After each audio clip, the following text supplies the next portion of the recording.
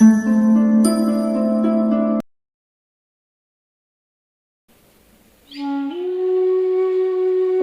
જૂની જરૂર છે અને તમે સાંભળી પણ હશે.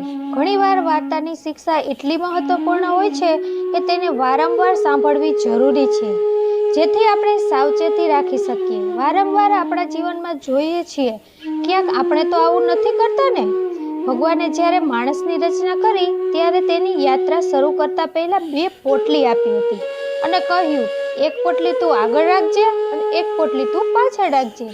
માણસે તેવું જ કર્યું. પછી ભગવાને કહ્યું કે ધ્યાનથી સાંભળજે, તારી નજર ફક્ત આગળની પોટલી તરફ હોવી જોઈએ, પાછળની પોટલી તરફ નહીં.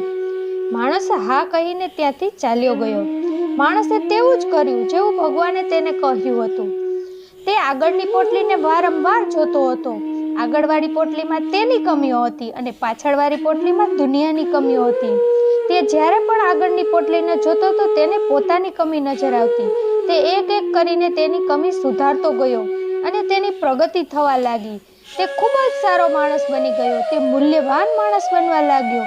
તેણે ક્યારેય પણ પાછળવાળી પોટલી ઉપર નજર કરી નહીં. તે એકવાર તળાવના કિનારે નાહવા માટે ગયો. તેણે બંને પોટલી આ તળાવના કિનારે મૂકી દીધી.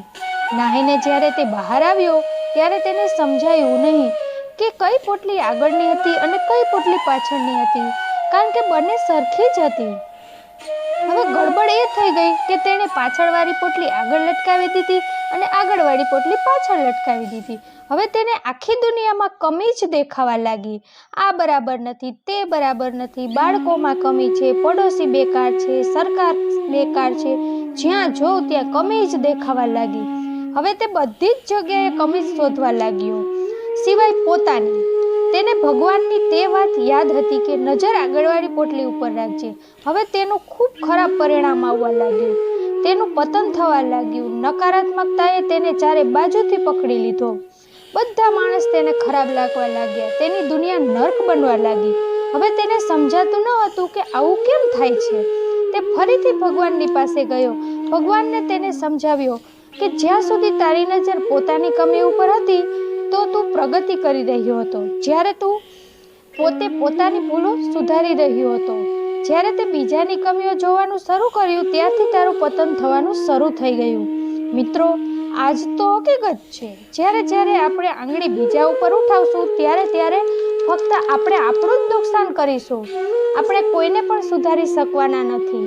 આધ્યાત્મિકતાની દ્રષ્ટિએ જોઈએ તો દરેક પોતાની યાત્રા કરે છે. આપણે આપણી કમી સુધારી લઈએ, આપણે પોતાને સારા બનાવી લઈએ. દરરોજ આપણે પોતાને ગયા દિવસથી સારા બનાવવા. આ જ જરૂરી છે.